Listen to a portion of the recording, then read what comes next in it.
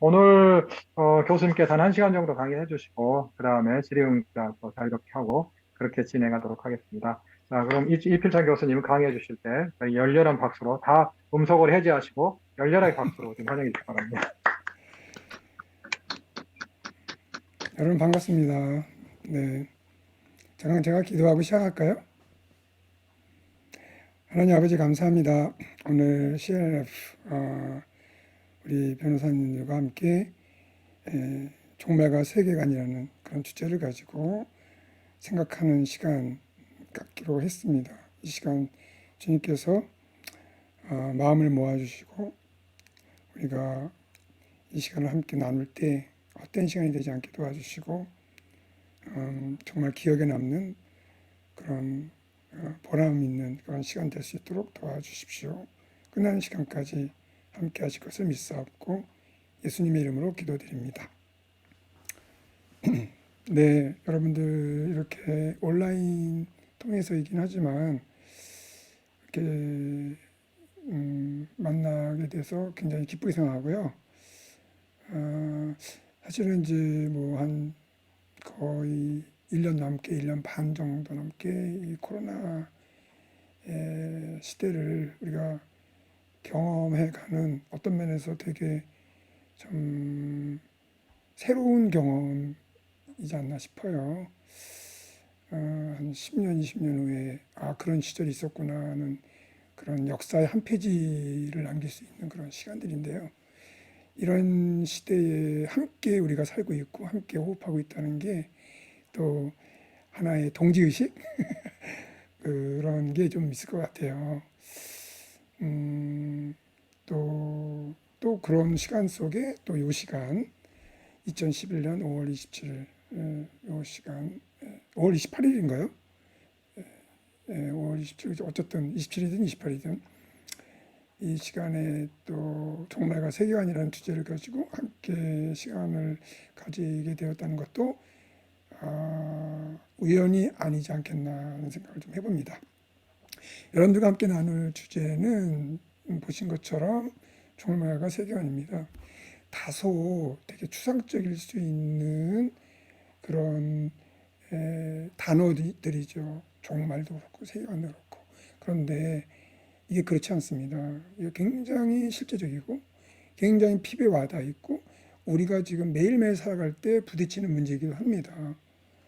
그래서 이 두 가지가 종말이라는 것과 세계관이라고 하는 것 다소 추상적일 수 있고 관념적일 수 있어 보이지만 우리가 이제 강의를 들으면서 계속 확인하겠지만 굉장히 실제적인 문제다.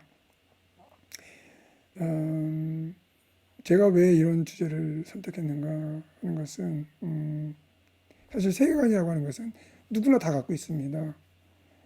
어, 농촌에서 농사 짓는 농부도 그렇고 또 어떤 최고의 지성을 갖고 있는 사람에서까지 이 세계관을 다 갖고 있어요. 이 세계관이라는 건 뭐 아시겠지만 세계를 어떻게 바라보느냐 하는 그런 마음이고 생각인 거죠. 그런데 그거를 이 종말을 어떻게 생각하느냐가 이 세계를 바라보는 거에 굉장히 결정적인 영향을 주고 있다는 거예요. 최근에 뭐 최근이 아니죠. 사실은 2002년에 타임지에서요. 여론조사를 했는데 글쎄 최근에도 이런 여론조사가 있었는지 잘 모르겠습니다. 최근 게 있으면 더 참고가 될 텐데 제가 이 여론조사를 참고한 책은 이 사람의 책입니다. 에, 영어 보시면 아시겠죠? 그러니까 미국에서 이 어포칼립틱 띵킹 이게 막 붐을 타고 일어나고 있다는 거죠. 왜 사실 2002년이면 세기 말, 그러니까 1999년이 바로 지나고 난 직후였거든요. 그래서 어, 미국 사람들이 이런 거에 대해서 어떻게 생각했는가라는 그런 제목이죠. 그 제목에 걸맞게 2002년 타임지에서 여론조사를 한 것이 있는데 요한계시록에 예고된 사건들 실제로 현실화될 것이라고 믿는다. 그 통계가 나온 게 59%라는 거예요. 거의 60%인데 60% 정도면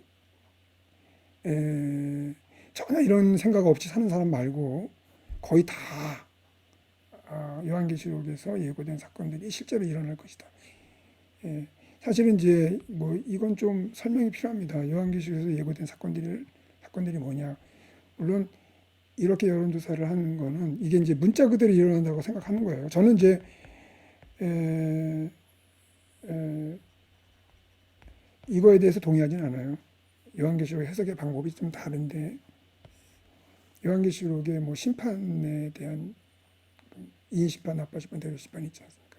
이제 믿지 않는 사람이든 또 믿어도 세대주의적인 입장에서 믿는 사람들은 그것을 곧 일어날 그 임박한 종말이라는 것으로 생각을 해요. 근데 그런 의미에서 요한계시록에 예고된 사건들이 문자 그대로 현실화될 것이냐라고 하는 질문에 대해서 59%가 예스라고 대답을 한 거예요. 그걸 다른 말로 말하면 곧 종말이 올 것이다라고 생각하는 사람들이 거의 60%에 해당됐다는 거예요. 2002년도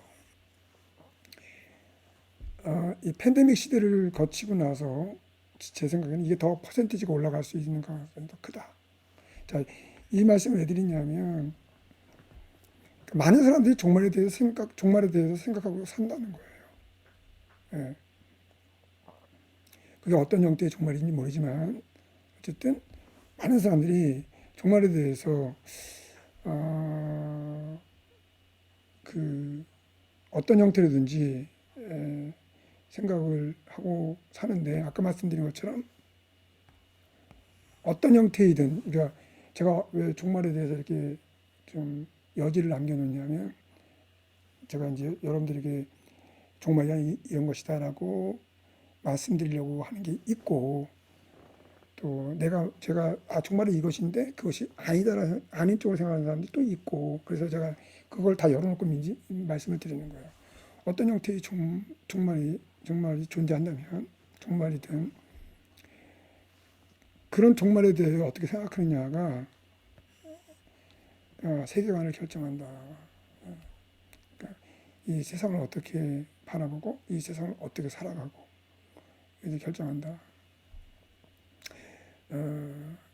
그래서 종말에 대한 그런 입장 또 우리 그리스도인으로서 성경이 종말에 대해서 무엇이라고 말하는가에 대한 그런 그런 생각들을 잘 정리하고 있는 게 되게 중요하다. 예. 그러니까 그리스도인인데 그리스도인이 아닌 사람이 생각하는 것처럼 종말에 대해서 생각하면 그리스도인이 아닌 사람처럼 살겠죠. 예. 그리고 그리스도인인데 성경이 분명히 성경은 종말에 대해서 관심 좀 있다는 얘기하겠지만 성경이 얘기하지 않는 방식으로 종말에 대해서 생각을 하면 성경적인 그 라이프 스타일이 이렇게 드러나지 않겠죠. 그래서 종말에 대해서 생각하는 게 굉장히 중요하다. 이런 말씀을 드리고 싶습니다. 제가 그 사진 하나를 보여드릴게요. 이 사진 보이십니까? 네. 여기 제목에 보면 얼마 좀 됐는데요. 월드 리포트라는 그 잡지에서 나온 기사예요. 종말 대신 죽음 택한 일가족 넉 달 만에 밝혀진 비밀. 예. 되게 행복해 보이는 가족이잖아요. 이 가족들이 다 이렇게 죽은 상태로 발견이 된 거예요. 그래서 도대체 이 가족이 이렇게 죽을 이유를 못 찾았던 거죠. 그 경찰이. 이 사람들이 왜 죽었느냐? 간단히 말씀드리면, 이 사람들이 이제 제7일 안식교인하고 되게 친했어요. 특별히 이 어머니, 크리스티, 이분이 그 제7일 안식교인, 극단적인 그 종말론주의자죠. 그러면서 어떤 생각이 주입이 됐냐면 종말에 대한 부정적인 생각. 그러니까 세상은 전쟁이 있게 될 것이고 또 가뭄이 있게 될 것이고 지진이 일어날 것이고 그런 종류의 여러 가지 그 요인들로 인해서 앞으로의 미래는 굉장히 고통스러운 그런 순간들이 기다리고 있다. 이런 생각들을 계속 주입을 받은 거예요. 그러니까 이 어머니가 이 크리스티라고 하는 이 여성이 지금 제일 행복하잖아요. 그러니까 미래에 대한 두려움이 있는 거예요. 그래서 행복할 때 죽자. 예. 그래서 다 같이 죽은 거예요. 이게 이제 되게 극단적인 그런 예인데 이게 실제로 일어나는 사건이거든요. 그러니까 종말에 대해서 이렇게 부정적인 또 비성경적이죠, 당연히. 그런 생각을 가지고 있는 것이 이 가족에게 얼마나 불행한 결과를 초래했는가 하는 거에 대한 아주 어, 일어나서는 안 될 일이지만 이렇게 일어날 수도 있는 그런 것이 되어버리고 마는 거죠. 이만큼 종말에 대해서 올바른 관점을 갖는 것 굉장히 중요하다. 그런데 전통적으로 그리스도인들도 그렇고 그리스도인이 아닌 사람들도 그렇고 이 종말에 대해서 어떻게 생각을 하고 있느냐 하는 것을 한번 살펴보면 역사의 마지막이다. 그러니까 이 세상이 끝나는 거다. 혹은 개인적인 종말 차원에서 한 개인의 삶이 끝나는 거다. 이렇게 생각을 해요. 일반적인 그런 측면에서 말하면 틀리지 않죠. 그리고 실제로 이 종말이라고 하는 이 단어의 사전적 의미는 이런 의미를 갖고 있습니다. 끝이다. 종, 말, 다 끝이라는 의미를 갖지 않겠습니까? 자, 그러면 이제 우리가 이런 질문을 해야 됩니다. 과연 성경에서 말하는 종말도 이런 뜻인가? 과연 성경에서 말하는 종말은 무엇인가? 당연히 그리스도인으로서 이런 질문을 해야 되고 또 이런 그 의미를 우리가 정말 진지하게 탐구하는 그런 자세가 필요하지 않겠나 싶어요. 그래서 이제 그 제가 이 강의를 하면서 이 종말의 의미를 이제 계속 그 추적해 갈 거예요. 그 전에 좀 연역적으로 먼저 종말의 의미가 무엇인가에 대해서 먼저 말씀을 드리면 요한계시록 22장 1절부터 5절 말씀 한번 여러분들에게 소개해드리고 싶어요. 예, 우리 우리 간사님이 한번 읽어주시겠어요? 이 본문. 또 그가 수장같이 맑은 생명수의 강을 내게 보이니 하나님과 및 어린 양의 보좌로부터 나와서 길 가운데로 흐르더라. 강 좌우에 생명나무가 있어 12가지 열매를 맺되 달마다 그 열매를 맺고 그 나무 잎사귀들은 만국을 치료하기 위하여 있더라. 다시 저주가 없으며 그들이 세세토록 왕노릇 하리로다. 네, 감사합니다. 자, 요한계시록 22장 1절 5절 말씀은 명백하게 예수님의 재림 때 일어나는 사건이에요. 예. 근데 여러분 여기서 몇 가지 키워드를 한번 제가 추려볼게요. 여기 그다음에 열매, 그다음에 왕노릇. 이 제가 표시해드린 이 키워드들의 공통점이 무엇일까? 예. 공통점은 한마디로 말하면 에덴입니다. 에덴. 예.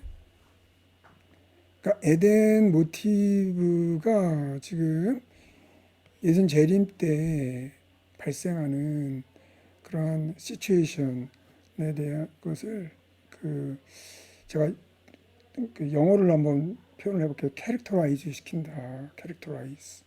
그러니까 그 재림 때 완성될 그런 종말의 상태를 캐릭터라이즈 하는 게 뭐냐면 에덴 모티브예요. 그러니까 되게 흥미롭죠. 성경의 시작이 에덴에서 시작을 하고 성경의 마지막이 에덴으로 끝나요. 자, 이건 아주 우리가 단순하게 생각해서 이건 이게 뭘 의미하는가. 자, 그래서 여기서 제가 한번 이렇게 간단한 문장으로 만들어 봤어요. 성경적 의미의 종말이란 가로 안에 뭘 넣을 수 있겠습니까? 주택 건설에 들어오잖아요. 네. 사람 보는데 박사님 잠깐 기다리세요. 내가 먼저 보내. 아, 제가 좀 빨리 가야 돼가지고. 그러면 예, 예, 가세요. 예, 예, 제가 여기 네, 아니지. 4호도 3호부터, 예, 예. 교수님이 음소거 눌러주셔야 될 것 같아요. 그래야 되겠어요. 네. 됐습니다. 제가 눌렀습니다. 요 가로 안에 뭘 넣을 수 있겠습니까? 가끔 이게 또 이런 거 나온 것도 재밌잖아요. 그렇죠? 아까 저희 집에 있을 때 누가 초인종 누르는 에덴의 회복이죠. 맞습니다. 여기에 에덴을 넣어야 돼요. 예. 여기 회복이라는 말은 이제 혼돈이 없으시면 좋겠어요. 회기라는 말하고 차이가 있습니다. 회복과 회기의 차이가 뭔가? 회기는 원래 있던 자리로 다시 돌아가는 거죠. 회복은 원래 그러니까 이제 우리가 하나의 약속이에요. 뭐 언어라는 건 약속이니까. 그러니까 우리가 이 신학적으로 또 교회에서 우리가 회복 그러면 원래대로 돌아가는 것이 아니라 원래 있는 것이 출발점은 되지만 그 출발점에 있었던 것이 지향했던 그런 지점을 이룬 상태. 그러니까 출발점과 출발점이 지향했던 것을 이룬 상태를 회복이라고 말해요. 예. 그래서 에덴의 회복이라고 하는 것은 다시 에덴으로 돌아간다는 뜻이 아니고요.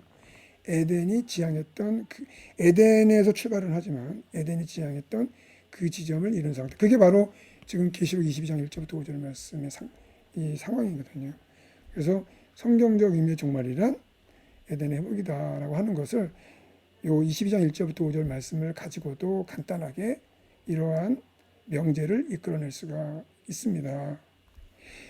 하나 더 여러분들에게 소개해드리고 싶은 말씀이 이사야 46장 10절인데요. 아주 그 신기한 내용이에요. 예, 우리 강사님 한 번 더 읽어주십시오.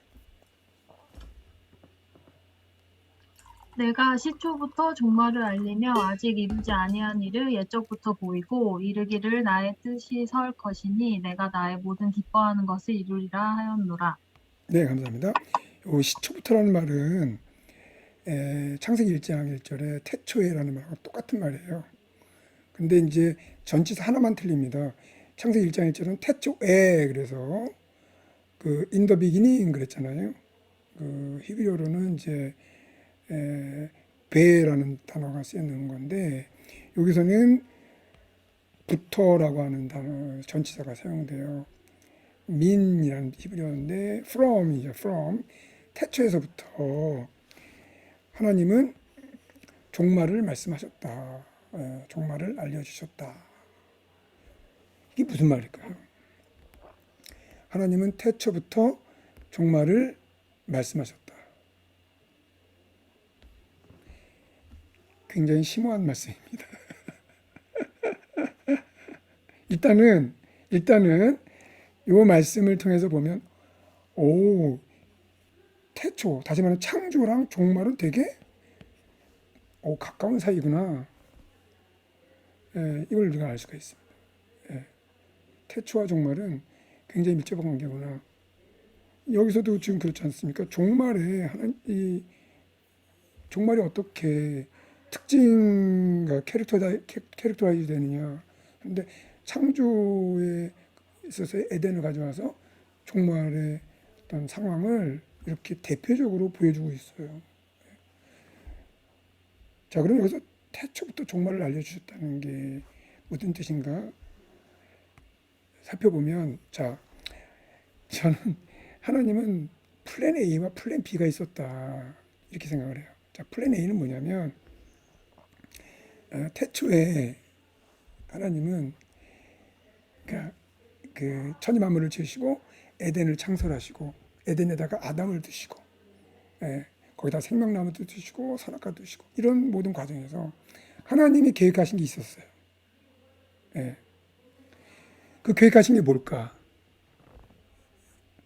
그 뭘까를 알 수 있는 건 뭐냐면 나중에 예수님을 통해서 성취되고 완성된 걸 보면 알 수가 있는 거예요. 왜냐하면 하나님은 신실하시고 완전하시기 때문에 이 두 가지 성품이 되게 중요합니다. 신실하시고 완전하시기 때문에 한 번 계획하신 것은, 한 번 뜻하신 바는 끝까지 이루시고야 마는 분이죠. 네. 그래서 한 번 하나님께서 창조 때 시작하신 창조의 목적은 어쨌든 모든 역사의 과정을 통해서 어떤 업앤다운이 있지만 결국은 그것을 이루시고야 마는 분이라는 것이죠. 그래서 예수님이 오셨고 예수님이 재림하시게 되는 것이라고 할 수가 있습니다. 근데 문제가 뭐냐면 타락 사건이 벌어졌단 말이에요. 자, 타락이라는 게 굉장히 하나님의 계획에 있어서 적어도 이제 우리가 이제 이건 뭐 신학적으로 들어가면 되게 복잡한 논쟁이 될 수가 있죠. 하나님은 완전하신데 한 번 계획하신 것을 변동 없이 이루어 가신다라고 할 수도 있는데 우리가 이 역사 속에서 시간 속에서 하나님을 보면 이렇게 생각할 수도 있는 거라고 저는 생각해요. 어쨌든 이런 플랜 A가 있었는데 그러니까 타락이 없었으면 그냥 에덴에서 쭉 갔겠죠. 타락으로 말미암아 하나님은 플랜 B를 가동하셨다는 거예요.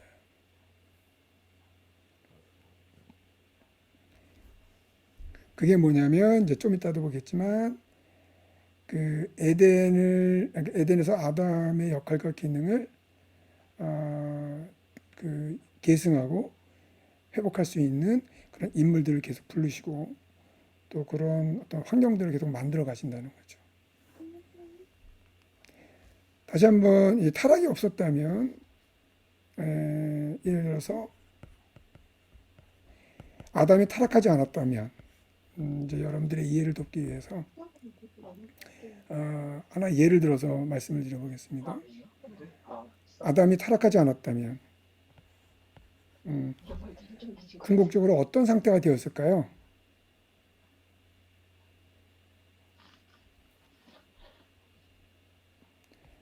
예수님의 부활의 몸처럼 되었을 거라고요.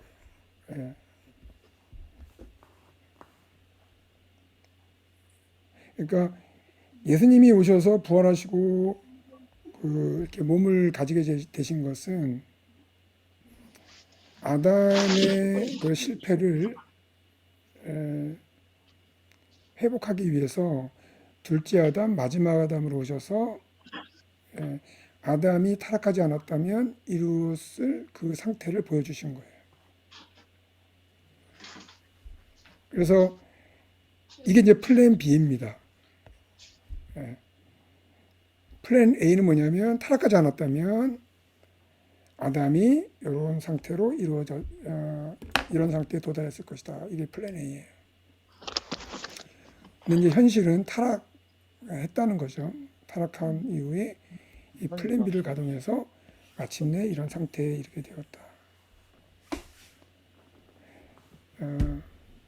태초에 하나님이 종말을 알리셨다고 하는 것은 바로 이러한 그 창조 때에 이런 종말적인 계획을 이미 갖고 계셨다는 것입니다. 자, 이제 좀 도입적인 내용은 이 정도로 하고요. 이제 본론으로 들어가서 창조부터 좀 생각을 좀 해보죠. 왜 그러냐면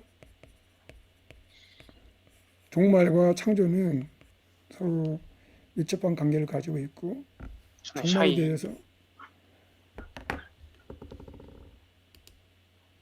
종말에 대해서 성경적 의미의 종말에 대해서 정확하게 이해하기 위해서는 창조를 우리가 또한 정확하게 이해를 해야 되기 때문에 창조에 대한 이야기를 우리 한번 좀 간단히 살펴보도록 하도록 하겠습니다.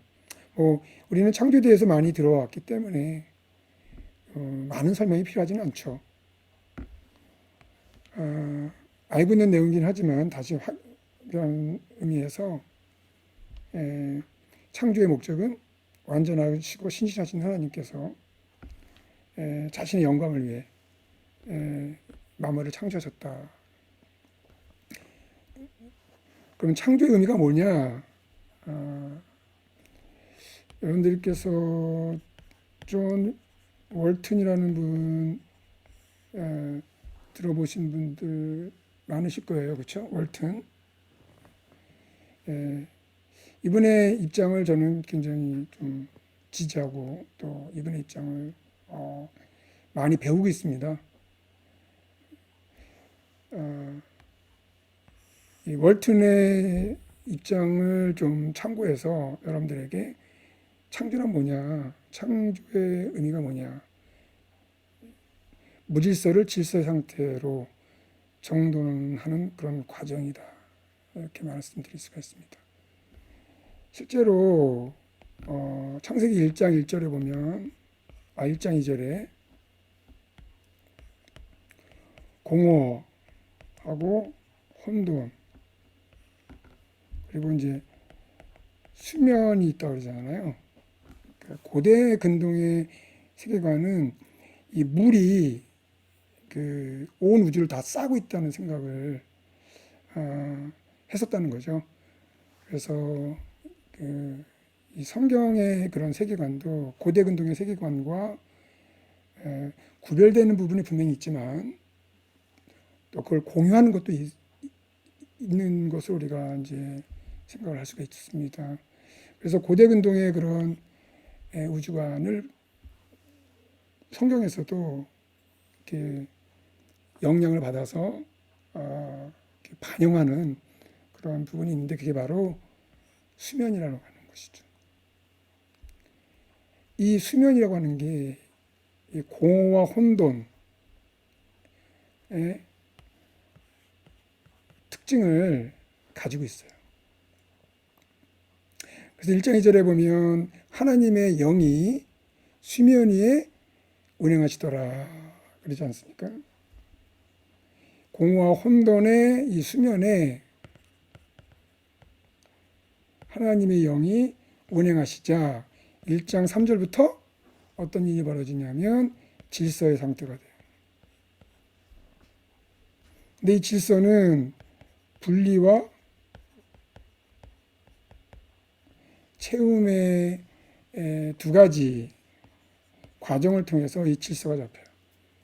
그래서 온 우주가 수면으로 덮여 있는데 이 수면이 위의 물과 아래 물로 나눠지게 되고 또 아래 물은 땅과 바다로 나눠지게 되고 그리고 다섯째 날 같은 경우에는 바다에다가 무질서의 괴물이라고 하는 리바이어단 큰 물고기가 거기 들어가게 되고 그래서 거기에서 통제를 받게 되고 그리고 땅에는 또 꽃과 나무와 이런 것들로 채워지게 되고 또 하늘은 해와 달과 별로 채워지게 되고 이게 이제 창조의 과정 속에서 발생하는 질서의 세움이라고 볼 수가 있습니다. 그래서 이 월튼이라고 하는 분이 강조하는 건 뭐냐면 창조 사건을 무에서 유로 창조한 것이다라는 그런 것에서 좀 한 발자국 뒤로 물러나서 그런 식의 창조 기사가 아니고 무질서를 질서로 만드는 과정이다. 이런 식으로 이제 창조 기사를 읽게 되면 진화론과의 그런 긴장과 다툼이나 이런 것들부터 우리가 벗어날 수가 있다는 거예요. 사실 진화론과 싸우면 이 기독교적인 어떤 과학이 굉장히 좀 초보적이거든요. 소위 그 창조론을 주장하는 분들의 그 과학자들의 그런 이론적 그런 굉장히 그 빈약하거든요. 그래서 그 운동장이 다르다. 그러니까 진화론 가지고 놀 사람은 거기서 놀아라. 예. 그냥 어느 정도 인정해 줄게. 괜히 그거 가지고 이론적인 다툼을 하면 성경의 창조 기사가 과학적인 그런 어떤 증거들을 제시하기 위해서 기록된 게 아닌데 그런 것과 이게 뭔가 이론적인 다툼을 하게 되면 이 싸움이 안 되거든요. 그래서 그쪽 운동장은 운동장대로 놔두고 우리는 이 운동장을 만들어서 성경이 기록하는 적어도 창조에 관한 의도가 뭐고 어떤 세계관 속에서 기록했고 사실 우리가 이제 모세오경을 모세가 기록했다고 본다면 모세가 뭐 진화론에 대해서 뭐 고민하고 그랬겠습니까? 지금의 어떤 과학적인 그런 사고방식이 모세에게 있었겠습니까? 모세가 이 모세오경, 특별히 창세기를 기록할 때는 고대 근동의 세계관 속에서 왜냐하면 모든 인간은 문화의 지배를 받거든요. 그건 어쩔 수가 없어요. 예. 우리가 이 시대 살면서 뭐 코로나 시대가 오니까 우리가 줌을 가지고 서로 소통을 하고 있잖아요. 이런 문화적인 이기를 인간은 찾아가게 돼 있습니다. 직간접적으로 또 원치 않더라도 또 원해서든 그래서 이런 오늘날의 무슨 그 창조 과학적인 되게 그 하나님의 영광을 위해서 열심히 노력하긴 하지만 그러나 그 어떤 성경 저자의 창조에 대한 의도하고는 좀 거리가 있다 하는 말씀을 좀 드리고 싶어요. 그래서 창조의 의미가 뭐냐?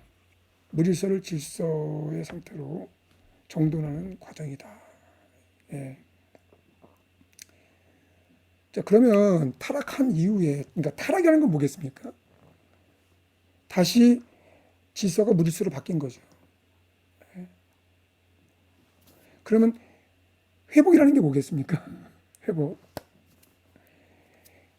무질서로 와해된 그러니까 질서의 상태를 다시 세워가는 게 회복입니다. 그래서 여러분 구약을 읽다 보면 율법이라든지 언약의 관계라든지 이런 걸 다 보면 이 질서의 그런 어떤 그 회복이라는 것을 관찰할 수가 있어요. 또 그렇게 하셔야 되고. 그러니까 그러니까 질서를 세우는 가장 핵심적인 동력이 뭐냐면 율법입니다. 특별히 십계명 같은 경우에 보면 하나님과의 그런 관계의 질서 회복이 굉장히 중요한 그 어떤 비중을 차지하고 있어요. 하나님과의 관계뿐만 아니라 이웃과의 관계도 질서의 관계를 회복하려 하는 그런 의도를 보여주고 있죠. 그래서 이런 창조의 의미를 정확하게 알아야 그 에덴의 회복으로서의 종말의 의미를 여기서 출발하여 알아갈 수가 있다는 것이죠.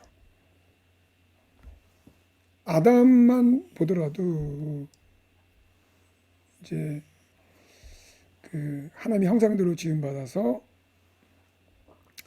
대리 통치자로 통치의 위임을 받습니다. 그리고 왕적인 지위를 갖게 되죠.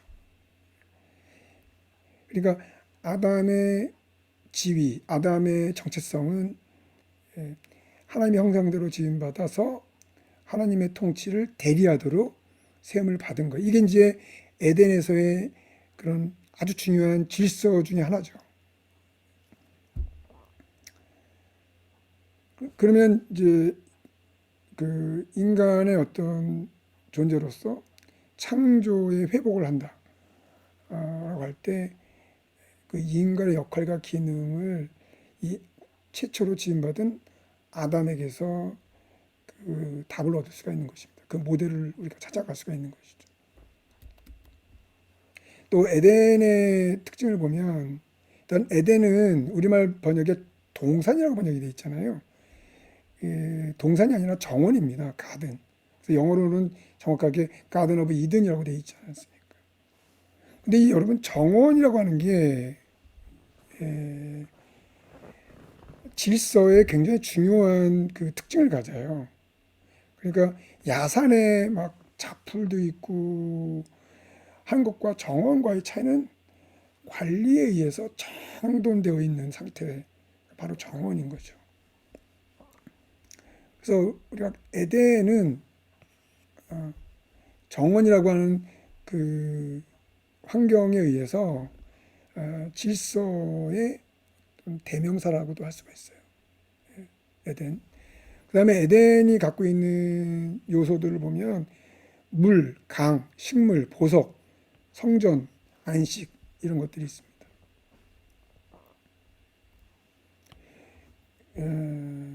구약 성경을 보면 이런 요소들이 되게 많이 나오죠. 회복의 과정에서. 그러니까 성경을 보시면서 이런 요소들이 나올 때 그건 거의 100% 에덴의 회복의 현장이라고 생각하시면 돼요.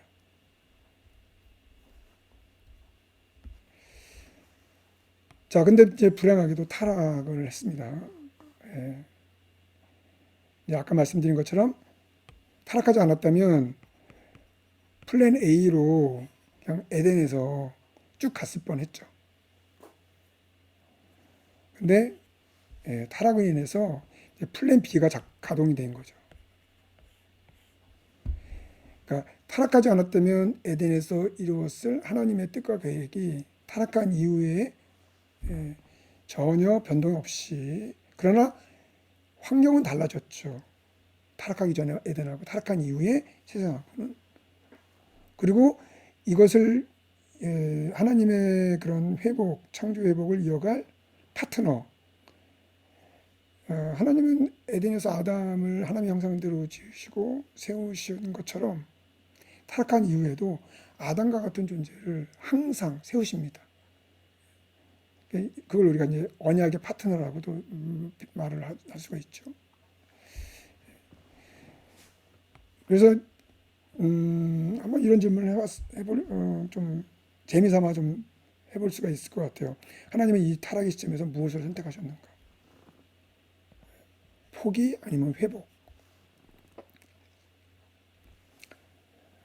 하나님께서 천지 만물을 딱 지으시고 났는데 아담이 참 말을 안 들어요. 선악과를 먹어버렸어요. 타락했어요. 관리하기가 참 힘들다. 그래서 난 여기서 그냥 포기할 거야. 뭐 그럴 수도 있었을지 모르나 하나님은 그런 포기하지 않으시고 회복의 역사를 이끌어 가시죠. 이유는 제가 이제 말씀드린 것처럼 하나님은 완전하시고 신실하시기 때문에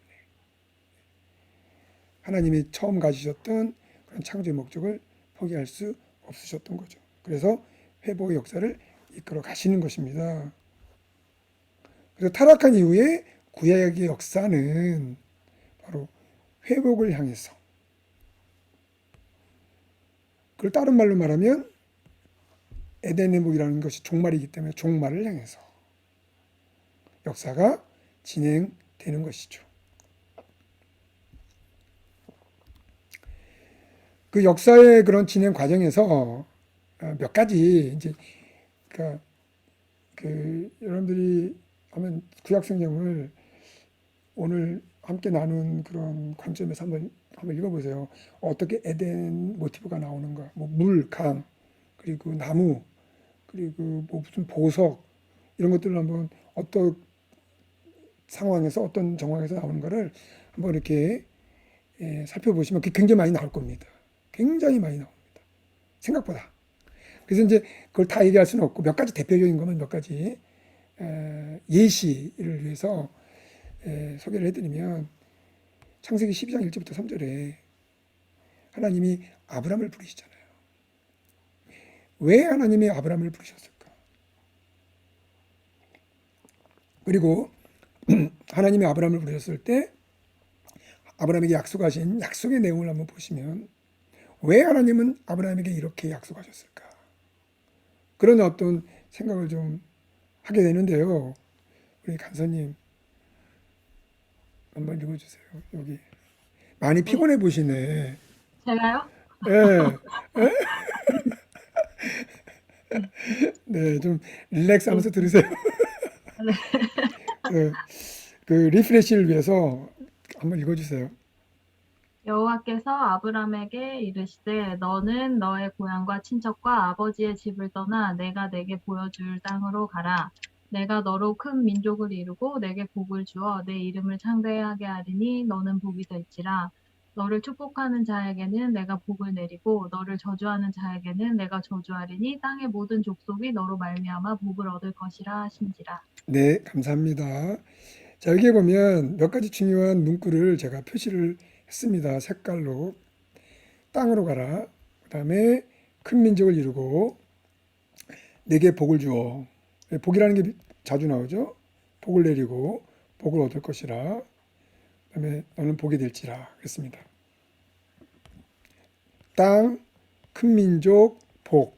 세 가지 요소가 이 아브라함에게 하신 약속의 말씀에 중요한 어떤 요소라고 할 수 있는데 이게 창세기 1장 28절에 하나님이 아담에게 약속 내지는 명령하신 말씀에서 이미 나왔던 내용입니다. 복을 주시며 그랬고요. 생육하고 번성하여 이 땅에 충만하라고 했는데 이건 이제 정확하게 번역하면 땅을 충만히 채워라. Fill the earth. 땅을 충만히 채워라. 자, 그런 뜻이죠. 그다음에 땅을 정복하라. 그랬습니다. 땅을 정복하라. 여기도 보면 복, 생육하고 번성하니까 여기 큰 민족하고 연결이 되겠죠. 그다음에 땅. 아브라함에게 하신 약속, 땅, 복, 큰 민족 이 세 가지 요소가 창세기 1장 28절에서 이미 에덴에서 아담에게 약속하신 혹은 명령하신 그 내용에 들어가 있어요. 일치가 되는 거죠. 자, 왜 이렇게 일치가 될까? 일단은 이런 일치에 의해서 아담과 아브라함이 어떤 커넥션이 있다는 걸 알 수가 있죠. 자, 이런 연결은 어떤 의미가 있는가? 간단히 말씀드리면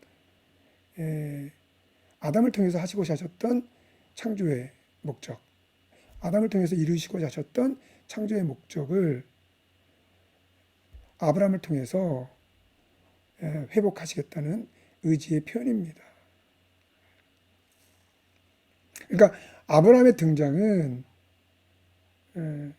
뜬금없이 맥락 없이 그렇게 갑자기 진공 상태에서 짠 하고 나타나는 게 아니라 이미 창세기 1장에서 아담을 통해서 하시고자 하셨던, 그러나 아담의 불순종으로 말미암아 하나님이 불완전해서가 아니고 하나님은 아담과 함께 하시고자 하셨지만 아담이 불순종 때문에 에덴에서는 이루지 못했던 그런 창조의 목적을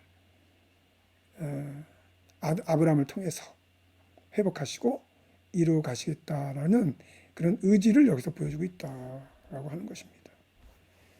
또 하나 이런 에덴 회복의 이런 종말적인 그런 그 상황이 이 성막에서 나타나요. 이 성막과 에덴을 이렇게 좀 비교해 봤습니다. 여러분 이거 다 필기하기 어려우시죠? 제가 그 강의안을 따로 정리해서 보내드릴 수 있습니다. 그러니까 중요한 것만 적으시고요. 그리고 또 녹화를 하니까 나중에 녹화 영상을 통해서 또 복습하실 수도 있고요. 복습할 것까지는 없겠지만 그래도 필요하면 여기 성전과 에덴의 관계에서 보시면 가장 저는 흥미로운 게 이 메노라라는 거 아시죠? 메노라. 이렇게 생긴 거. 촛대. 이건 메노라라고 그러거든요. 촛대. 그러면 딱 이렇게 보면 이게 뭐 같아요? 나무 같잖아요, 나무. 근데 이게 생명나무예요. 그래서 에덴에서의 생명나무를 형상화시킨 게 바로 이 촛대입니다. 메노라. 자, 왜 그랬겠어요? 성막과 성전에 이 메노라를 설치함으로써 이스라엘 백성들은 성전을 통해서 에덴의 회복을 경험하고자 했던 것이고 경험했던 것입니다.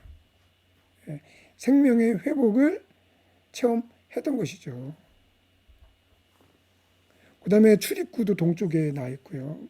그 다음에 또 하나 창세기 2장 15절에 보면 그 아담이 에덴에서 활동했던 활동의 특징을 두 가지 단어로 표현하는데 아바드 샤마르예요.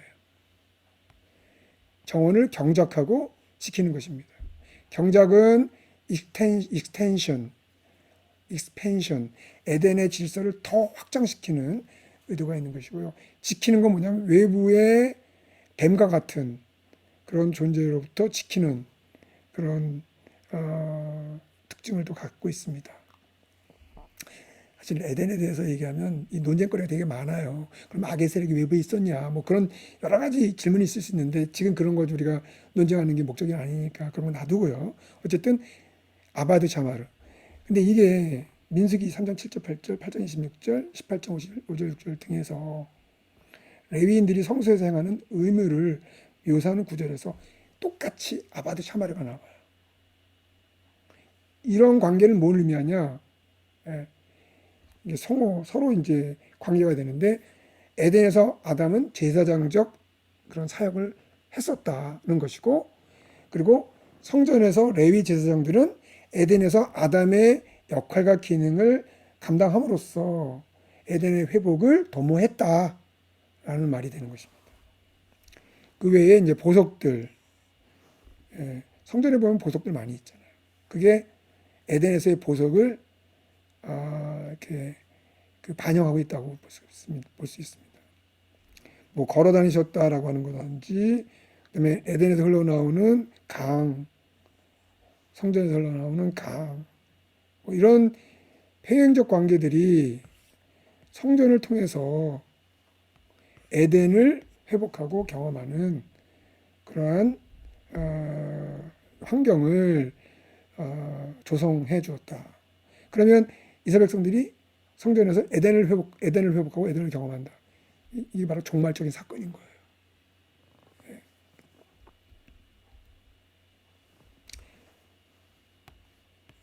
하나만 더 말씀드리면 가나안에서 이 에덴의 또 회복을 보여줍니다. 출애굽기 15장 13절에 가나안 정복을 거룩한 처소에 들어간다고 말씀하시고요. 가나안을 거룩한 처소라고 말씀하시면서 주께서 백성을 인도하사 그들을 주의 기업의 산에 심으리이다.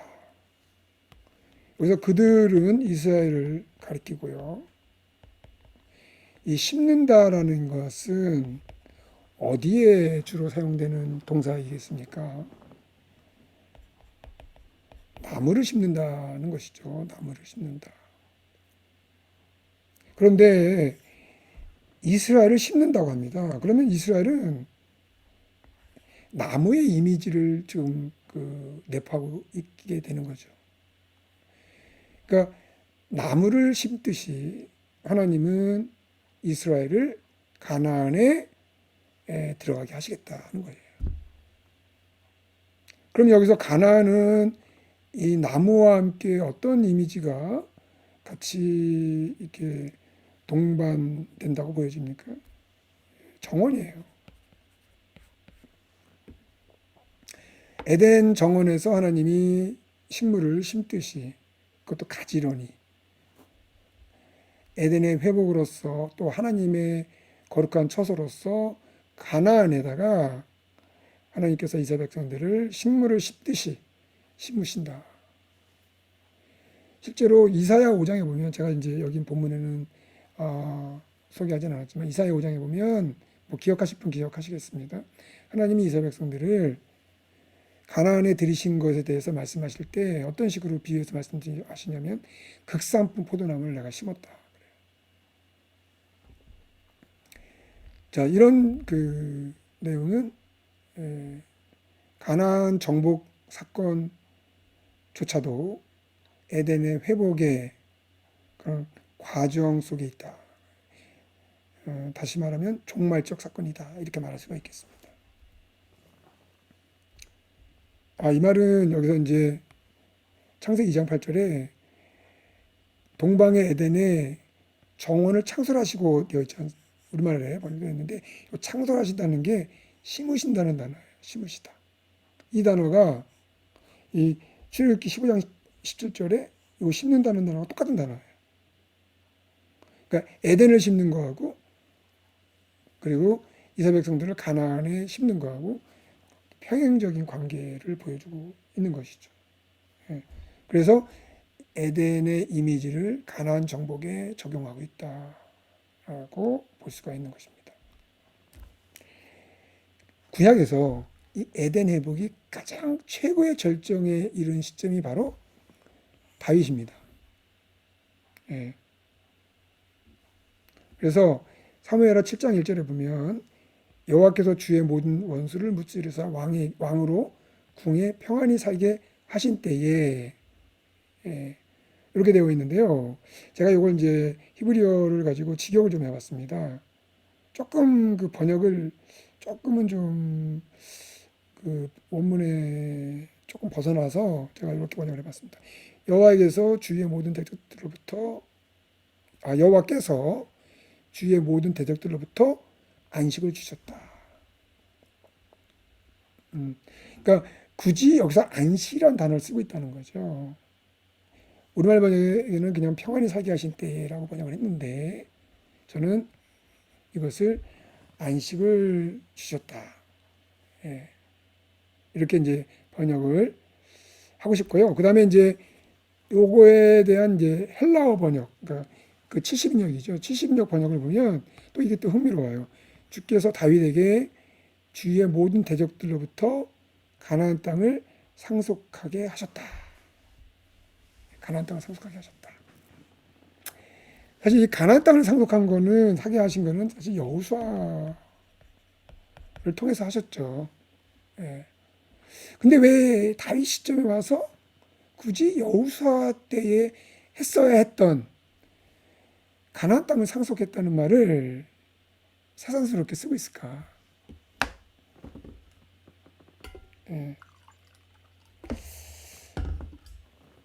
당연히 여호수아가 이스라엘 백성들, 그러니까 여호수아를 통해서 하나님께서 이스라엘 백성들에게 가나안 땅을 상속으로 주셨습니다.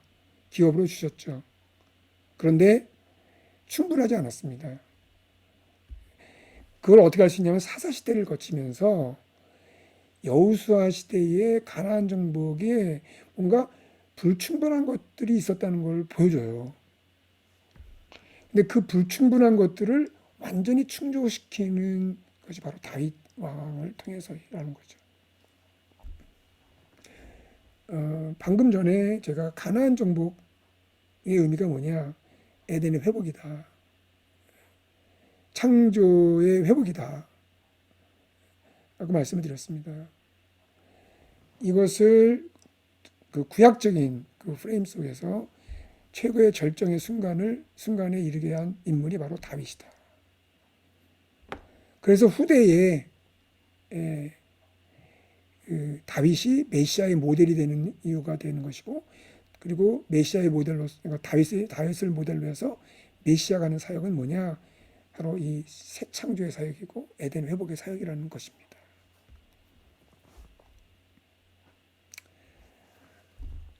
지금까지는 이제 다윗까지의 이야기인데, 이제 선지자들은 그러면 에덴 회복에 대해서 어떻게 얘기하고 있는가? 가장 대표적으로 이사야 11장 6절 9절 말씀이 있습니다. 자, 우리 간사님 괜찮으시겠습니까? 아니면 다른 분 시킬까요? 괜찮아요. 괜찮으시면 좀 또 읽어주시면 감사하겠습니다. 저 열심히 필기하면서 듣고 있습니다. 이사야 11장 6절부터 9절. 네. 그때 이리가 어린 양과 함께 살며 표범이 어린 염소와 함께 누우며 송아지와 어린 사자와 살찐 짐승이 함께 있어 어린 아이에게 끌리며 암소와 곰이 함께 먹으며 그것들의 새끼가 함께 엎드리며 사자가 소처럼 풀을 먹을 것이며 젖먹는 아이가 독사의 구멍에서 장난하며 젖된 어린아이가 독사의 불에 손을 넣을 것이라. 내 거룩한 산 모든 곳에서 해됨도 없고 상함도 없을 것이니 이는 물이 바다를 덮음같이 여호와를 아는 지식이 세상에 충만할 것임이니라. 아멘. 너무 아름다운 말씀이죠. 근데 여기서 참 흥미로운 어떤 그 표현의 의도를 우리가 볼 수가 있는데요. 이리와 어린 양, 표범과 어린 염소, 송아지와 어린 사자, 그리고 암소와 곰. 이게 한 각각 커플을 아닌 커플을 지금 이루고 있는데 이게 어떤 관계겠어요? 이게 먹고 먹히는 관계 아니겠어요? 예.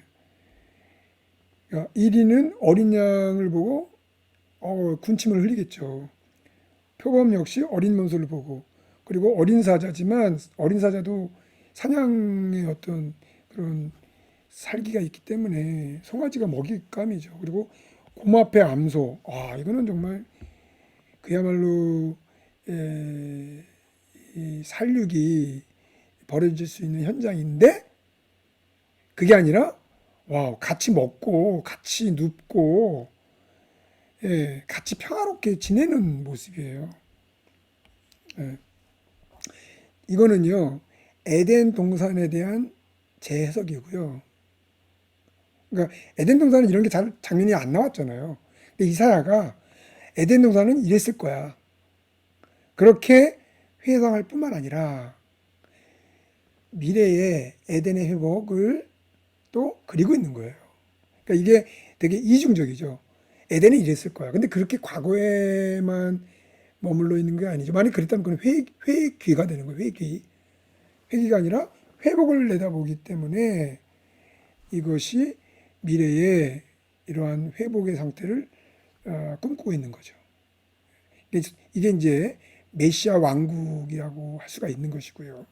메시아에 의해서 이런 에덴 회복이 이루어진다라고 하는 그런 비전을 제시하고 있는 장면입니다. 여기서 이제 또 우리의 주목을 끄는 게 뭐냐면 물이 바다를 덮은 같이 여호와를 아는 지식이 세상에 충만할 것이다. 여기 충만하다는 게 뭐냐면 아까 창세기 1장 28절에서 땅을 충만히 채워라. 그 단어랑 똑같은 단어예요. 물이 바다를 덮은 같이. 물이 바다를 덮으면 하나의 틈도 없죠. 완벽하게 물이 바다를 덮지 않습니까? 여호와를 아는 지식이 온 땅에. 이 세상이라는 것은 땅입니다. 땅. 에레츠. 이 구약 성경에서 땅은 굉장히 중요해요. 에덴 땅, 가나안 땅, 내가 내 지시할 땅으로 가라. 땅. 굉장히 중요합니다. 하나님의 회복의 역사가 이루어지는 그런 하나의 터전입니다. 터전. 필드예요. 온 땅에 충만할 것이다. 이렇게 되면 어떻게 되는 거죠? 창세기 1장 28절에서 하나님의 형상대로 지음받은 아담과 하와와 같은 존재들이 생육하고 번성해서 땅을 충만히 채우게 되면 하나님의 영광이 완전하게 드러나겠죠. 이게 창조의 목적인 거예요. 그러한 패턴이 지금 여기서 물이 바다를 덮은 같이라는 비유를 통해서 창세기 1장 28절에 그런 창조의 목적의 모습이 이루어지게 될 것을 지금 보여주고 있는 것입니다. 사실 이게 이제 신약에 보면 땅끝이라고 하는 개념으로 그 재현이 되고 있는 것입니다. 그래서 사도행전 1장 8절에 땅끝까지 이르는 애증이 할 때 그 땅끝이라는 게 바로 이런 창세기 1장 28절과 이사야의 이런 말씀, 그리고 예를 들어서 솔로몬 시대 때 땅끝에서 시바야 왕이 찾아오지 않습니까? 이 땅끝이라고 하는 게 사실은 창조의 목적과 굉장히 밀접한 관계를 갖습니다. 이사야 65장 17, 18절, 여기는 이제 사람과 새 땅에 대한 내용인데 여기도 역시 앞서 읽었던 내용하고 똑같은 내용이에요. 좀 약간 축약 버전이죠. 축약 버전. 네. 나의 성산에서는 해함도 없겠고 상함도 없으리라. 다시는 내 에덴에서의 아담의 타락과 같은 그러한 사건이 일어나지 않을 것이라는 그런 비전을, 청사진을 보여주고 있는 내용이라고 볼 수가 있습니다.